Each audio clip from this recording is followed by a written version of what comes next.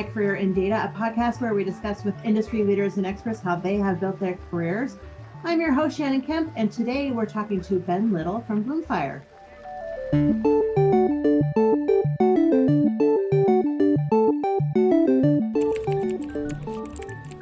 More and more companies are considering investing in data literacy education, but still have questions about its value, purpose, and how to get the ball rolling.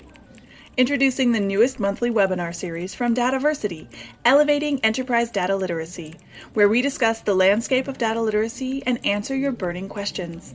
Learn more about this new series and register for free at dataversity.net. Hello and welcome. My name is Shannon Kemp, and I'm the Chief Digital Officer at DATAVERSITY, and this is My Career in Data, a DATAVERSITY Talks podcast dedicated to learning from those who have careers in data management, to understand how they got there, and to talk with people who help make those careers a little bit easier.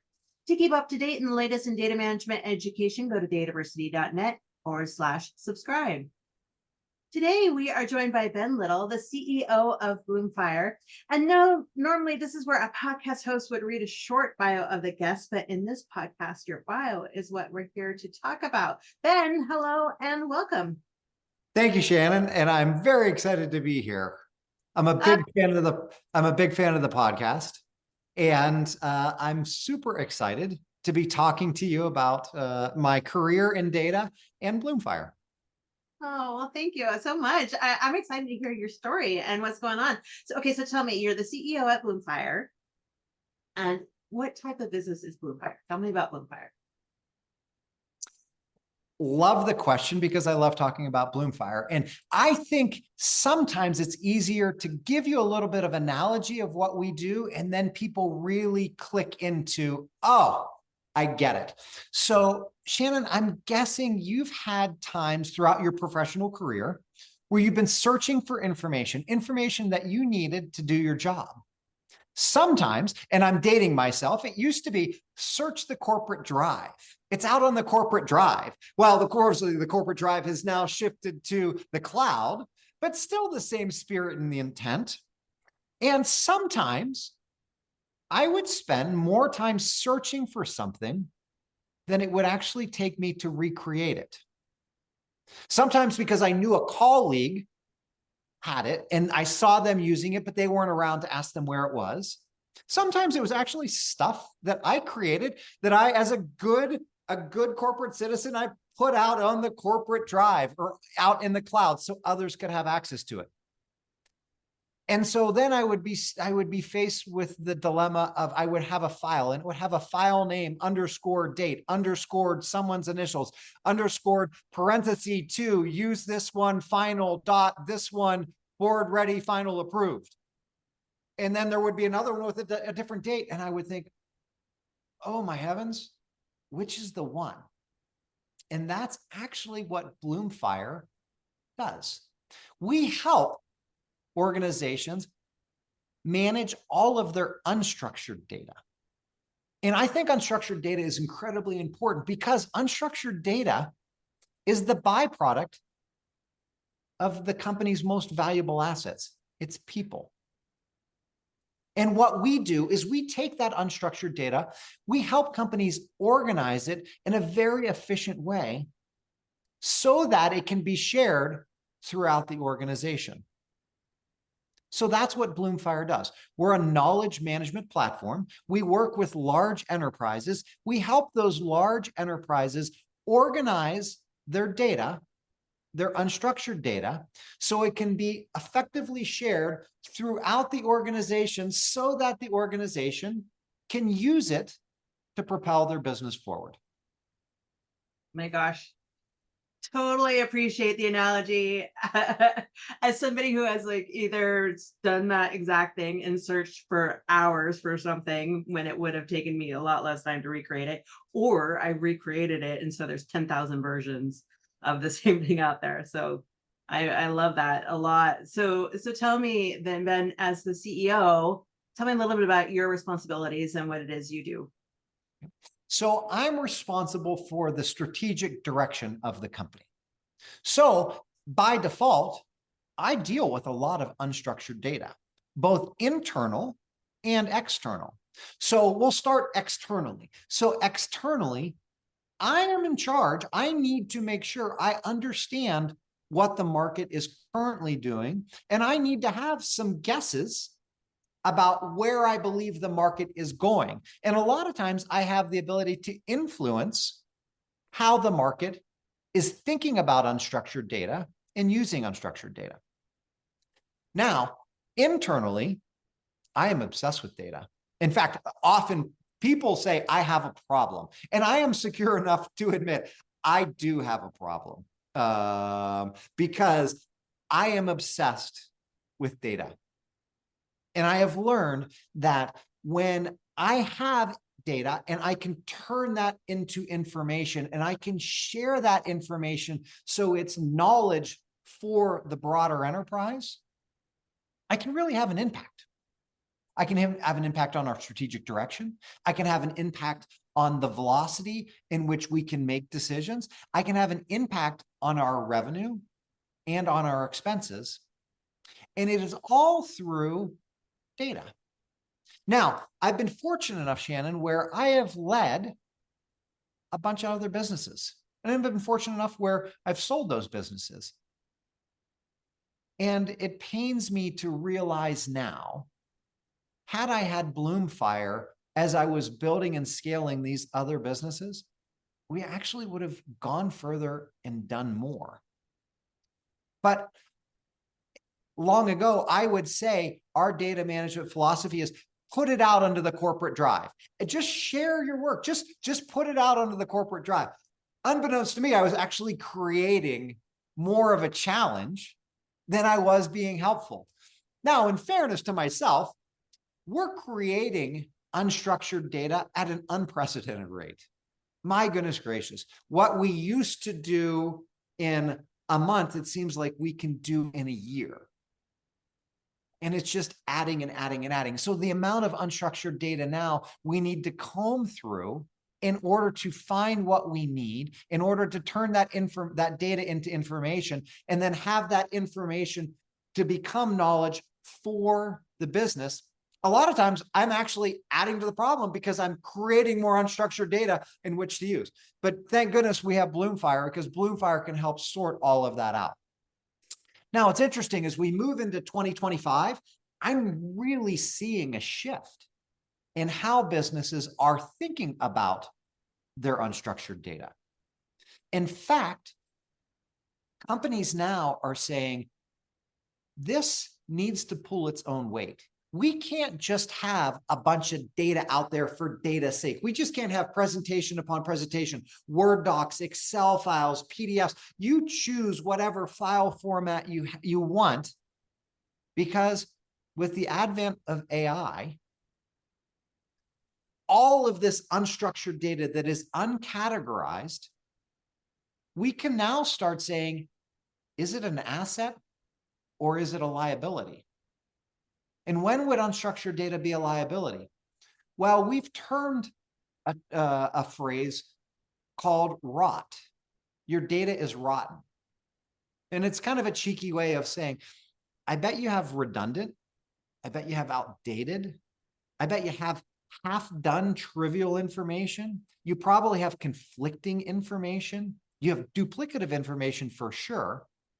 And so we need to, as a data organization, manage that for ourselves and our customers. Because the cleaner and more organized the data is, or the data are, it can be leveraged across the organization.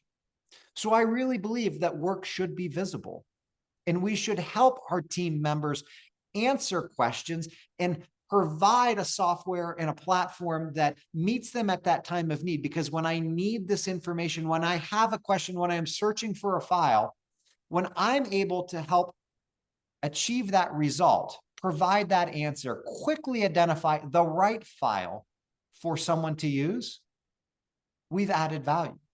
My crazy goal is, I think unstructured data should be valued on a company's balance sheet. It should be seen as an asset. And in many cases, part of it is a liability. Organizations are wonderful hoarders, but sometimes it's important to go back through and say, this was really important at the time, but it's safe to archive it now. Because keeping it out into the current state is just creating confusion. And particularly with AI, it's creating some incorrect results. Yeah, you mentioned that you have a problem about this passion, and it's a crazy idea, and I think you fit right in our community, because we don't consider that a problem or crazy. We think that's, yes, we're right behind you. We love this idea. That is awesome. So, and you mentioned, you work a lot with data in your day-to-day job. Can you give an example of how you are using your own data to help to navigate this and build that company strategy? You bet. In fact, we know as a product forward company and a product led company, the information that we're receiving from our customers and from our users oftentimes is invaluable, but we have to distinguish the noise from the signal. And so I'm spending a lot of time understanding the problem statements that our customers and our future or potential customers, our prospects, they're coming to us with problem statements. And understanding those problem statements and understanding how those problem statements can impact their business is really important. So as a way of example, when I talk to someone that is thinking of interacting with Bloomfire from a customer support standpoint, because our product helps customer support organizations manage the data quicker. And so what they're saying is we need to find information faster. Our frontline agents need to streamline and find that information faster. Now, you could just say, oh, check the box. Yes, we can help them do that. But we realize it's important to unpack that statement a little bit more and say, well, that's very interesting. And so why is that? What is causing the need to find the information faster? Oh, it's because our key customers are spending too much time waiting. And so our NPS is going down. We know that our customers are not as happy with our organization because we can't find our own internal information quickly enough. And so it's causing angst with our customers. As opposed to, we can't find the right information quickly enough. And our agents are doing a wonderful job of managing their time to adhere to our average handle time or our average call time. But we're getting callbacks and we're getting escalations because the information that we're providing oftentimes isn't completely answering their question. And so they have to call back. And so we're now looking for more complete information. Slightly different flavors of the same problem, but understanding that problem statement, that ultimately impacts our product. And so I'm using that information to determine what's the right strategic direction for Bloomfire. And so by understanding the problem statement, I can understand how I can have the most benefit to our customer's business. Because as a platform, if I'm not providing direct benefit to their business in a clear and measurable way, I feel like I'm not holding up my end of the bargain. Yeah, makes a lot of sense. And I love that approach. So, but so tell me, Ben, let's back it up here. So tell me, like when you were very young, say 6 years old, was this the dream? Did you say, I am going to grow up and be CEO of a company that manages unstructured? Or what was the dream? You know, I feel very fortunate. So in full disclosure, that was not my dream at 6. My dream at 6 was to be a cowboy. Oh, I love it. Very fortunate that I live and operate a cattle ranch. So when I am not sitting in this chair working on Bloomfire and solving unstructured data problems, I actually have achieved my dream, and I am a cowboy. I We love that. operate a ranch in southwestern Montana. We raise horses and cattle. So I can wear my cowboy hat with pride because we do, I have reached my goal of being a cowboy. That being said, I also knew at a very young age that I did want to lead businesses. And so I have some tenets in life. And one of my tenets in life that I fully believe in is life is math. And math really correlates to data. And so even though when I was at 6, I may have said, hey, I wanted to be a cowboy, it did ultimately lead me to where I am. And believe it or not, there are a lot of parallels from being 6 and wanting to be a cowboy to being a CEO of a platform company. Because, because when you are a cowboy and you're moving cattle, understanding pressure and dynamics is very important. Where you are in relationship to the herd, how you're moving in relationship to the herd, influences the direction in which they will travel. Now, I certainly am not saying that our wonderful employees resemble anything like cattle or herding, but as a CEO, I do oftentimes need to apply pressure. Sometimes it's pressure to get things going. Sometimes it's from behind just to help steer the course. Sure. And one of the things that I've realized is when you use data to make those decisions, oftentimes it becomes a little bit easier because humans are emotional people. And what I really try to do is I try to allow the data to guide me in the right direction, as opposed to emotionally making decisions. This is how I feel. This is what I feel we should do. Visit DATAVERSITY.net and expand your knowledge with thousands of articles and blogs written by industry experts, plus free live and on-demand webinars covering the complete data management spectrum. While you're there, subscribe to the weekly newsletter so you'll never miss a beat. Let's talk a bit about how you got to marry those two passions. That's really cool that you've been able to achieve both. And so tell me, so you like math.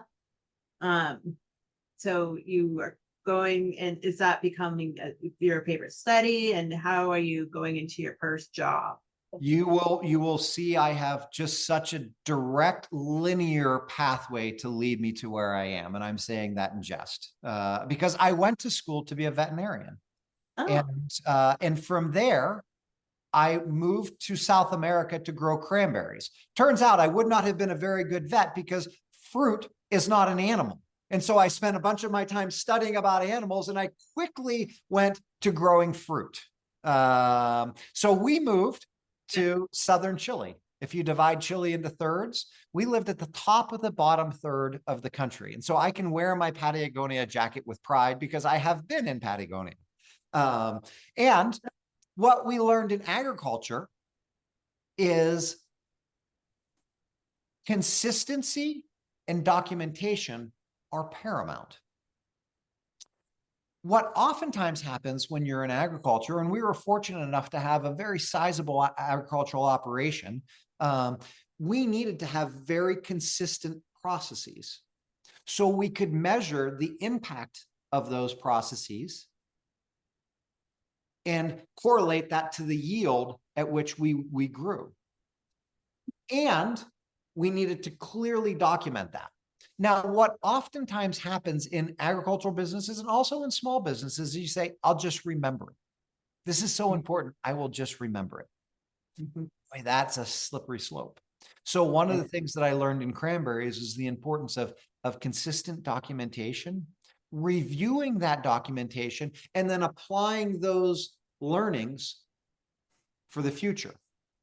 So I left cranberries and I moved back to the States and joined an internet startup because obviously fruit and internet startups were just the logical career progression. And I was fortunate enough to join a wonderful organization just outside of Denver called Service Magic. And then we ultimately changed the name to Home Advisor, which ultimately morphed into Angie's. Angie's is a wonderful company, still Denver based. And I was part of the original group that helped form that company. And there I had the opportunity to lead the sales and operations functions. And we were very fortunate. We were a very data forward company. We used our data to guide our business, to build our processes, and to ultimately help us to grow and scale. And we went from a small team to many thousands of people. And as we scaled more and more and more, data became increasingly important because it took, or it allowed me to take the emotion out of decisions. Because sometimes I would think, oh, I think we should do this. And the data told me that actually that wasn't the right career path, or that wasn't the right trajectory for the business. So at Home Advisor, I learned to deal with large amounts of structured and unstructured data, and the importance of relying on that to make the best decisions, to allow the management team to function as a cohesive unit to drive our business forward. I went from the internet to advertising and media. And I remember telling my wife, we just bought a new business. She's like, oh, that's so wonderful. Tell me, what is it? And I said, we bought the right to put a poster above the men's urinal in the first class lounge of an airport. And she said, oh, dear God, that is horrible and gross. And I really hope you're kidding. And I said, no, I think this is going to be a great thing. And she was like, I want nothing to do with this. In fact, I really hope you never speak of it again, and never speak of it at the dinner table. And so why did we get into this business? Because the airlines had done a great job of aggregating a homogeneous group of individuals. And we knew that when we had a homogeneous group of individuals, we could market to them effectively and efficiently. Now, our first task was to take our display method from the bathroom out of the bathroom, because that's just horrible. So we worked with the airlines to say, you know what, we're going to take a poster and we're going to turn it into a digital sign.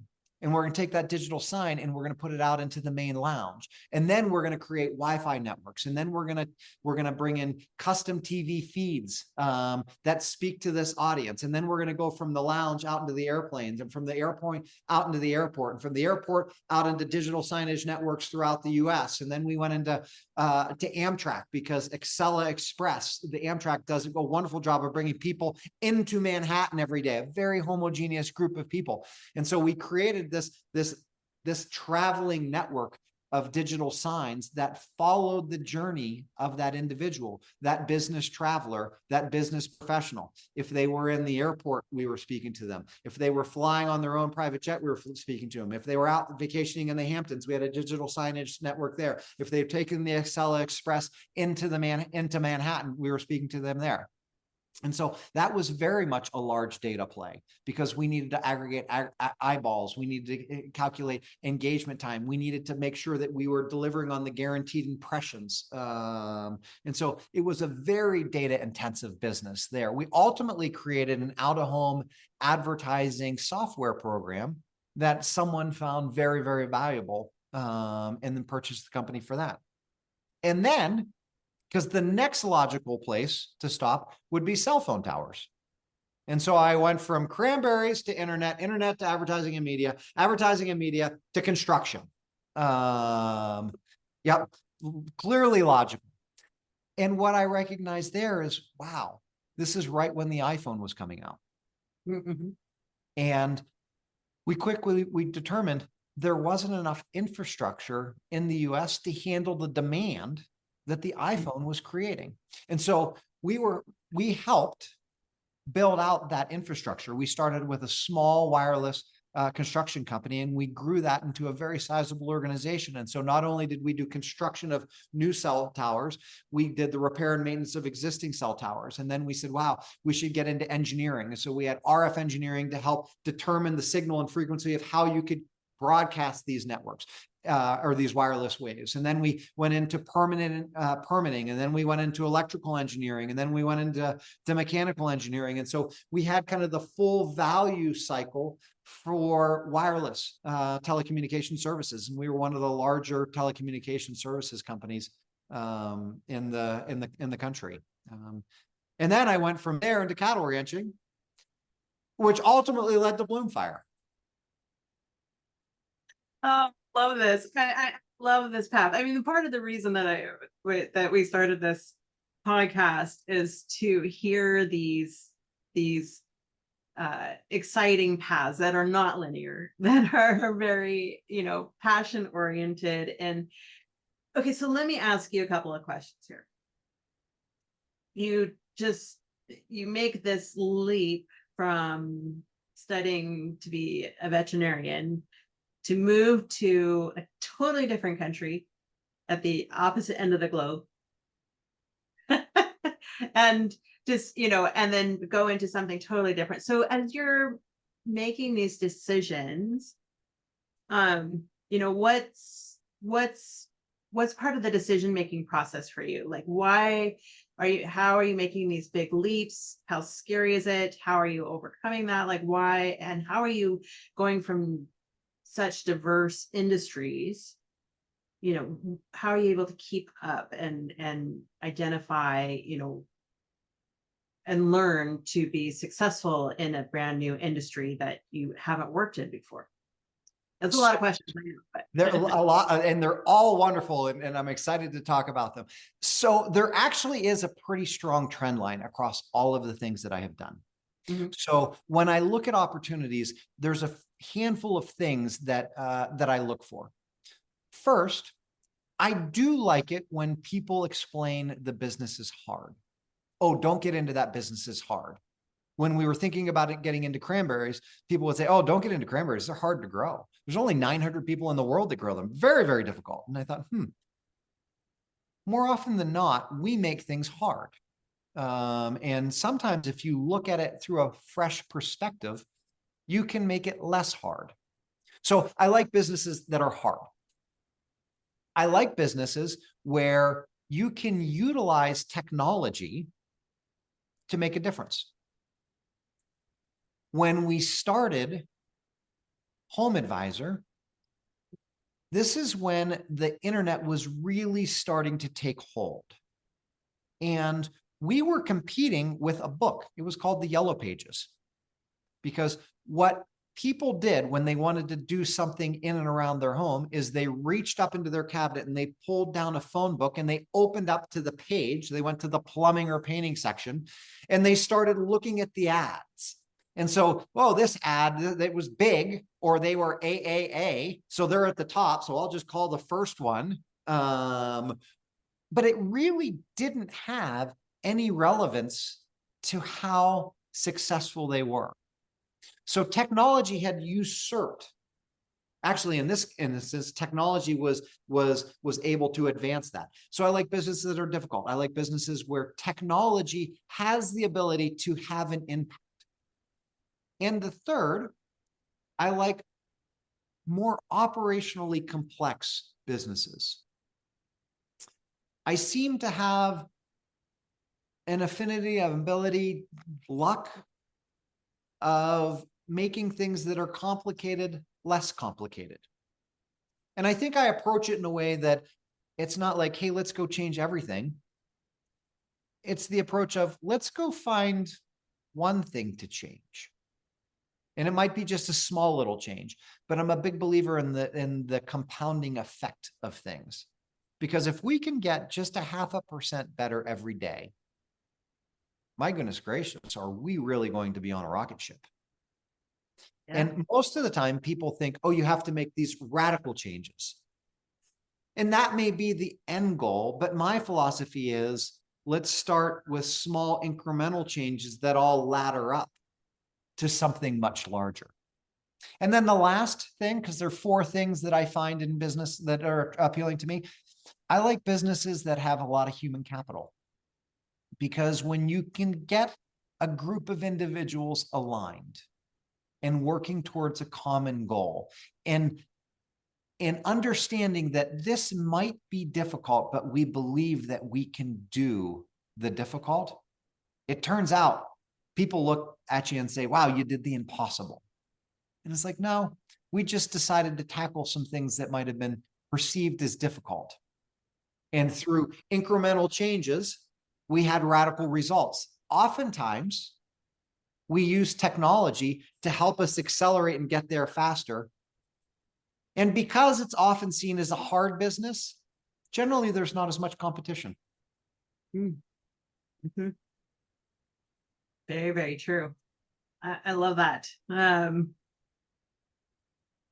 Yeah, I love that a lot. It reminds me a lot of, I've gone into jobs where, people are like, don't want to go there. There's so many problems. I'm like, you don't understand. That's like gold. That's an opportunity to succeed. Yeah. Problems are a good thing. Well, this is fascinating. So tell me then, what's been your biggest lesson so far in your career? If I could wind back time, I would encourage myself to even be more curious than I already am. I think you can learn something in just about every interaction that you have. And sometimes it takes me a longer time to realize that. Curiosity, I think, is a wonderful thing. Oftentimes, one of the things that we say in the company is the world is not flat. Because something did not work once doesn't mean it won't always work. And so sometimes a little bit of time allows an idea that may have been before its time, it becomes the perfect time. I love diversity of thought and opinion because that's so very important. One of the things that I find just fascinating is most scientific discoveries are found by younger scientists as opposed to older scientists. And I kind of scratch my head and say, well, why is that? Because I'm entering in that older scientist life phase. I've earned my gray hair, but you can spend way too much time defending ideas and beliefs, whereas younger individuals and younger business professionals will look at possibilities. They'll use the data to determine there might be something here, as opposed to defending the reason we did something for all of these years.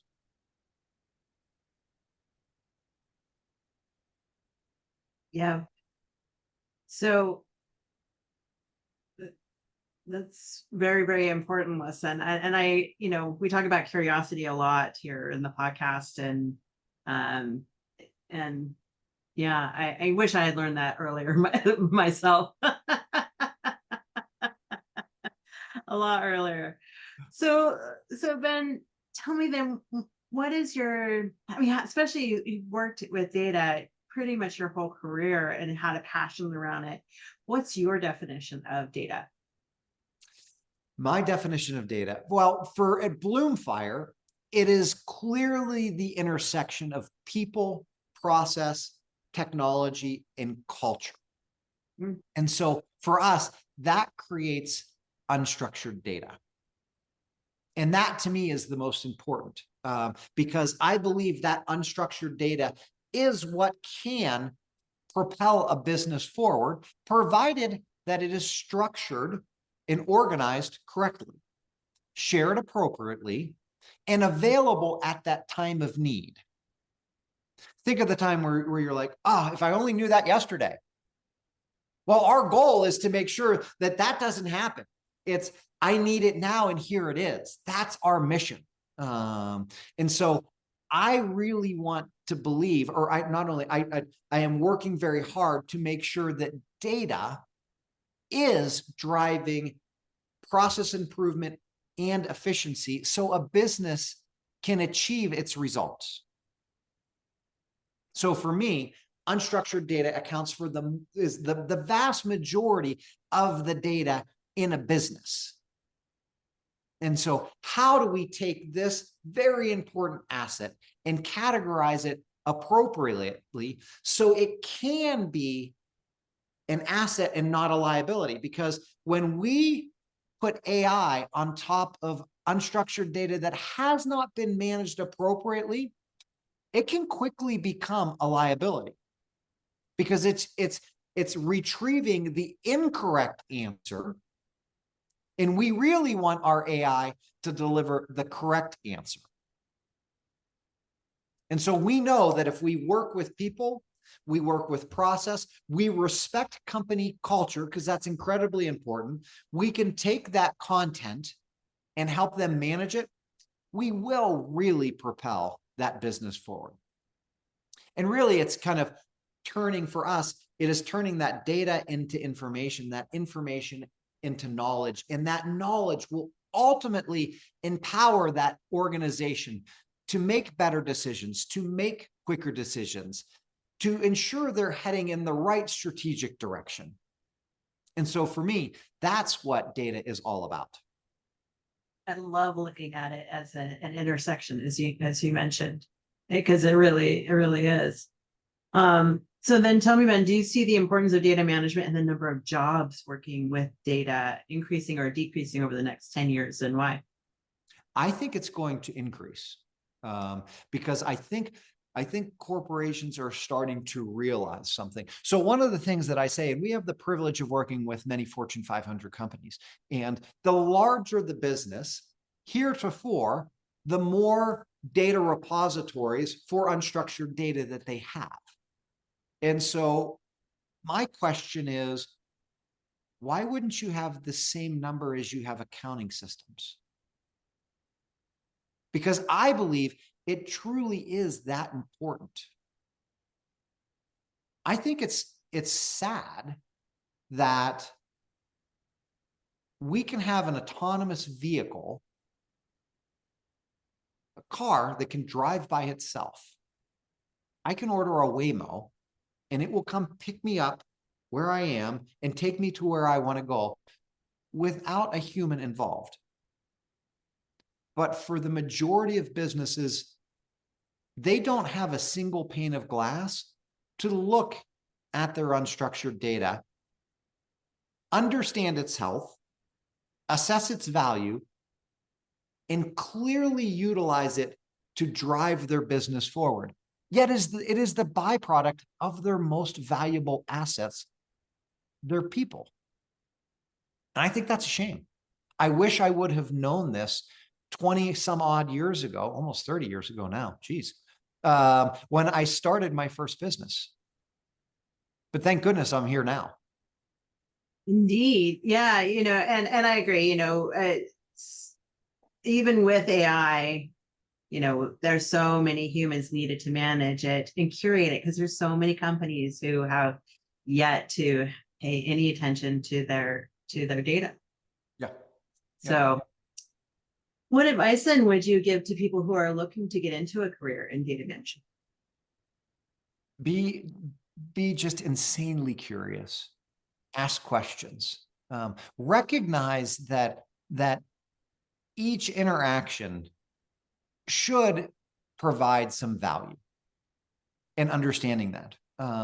Speak with all different types of departments. Understand how they're interacting with their data. What is the data that they need?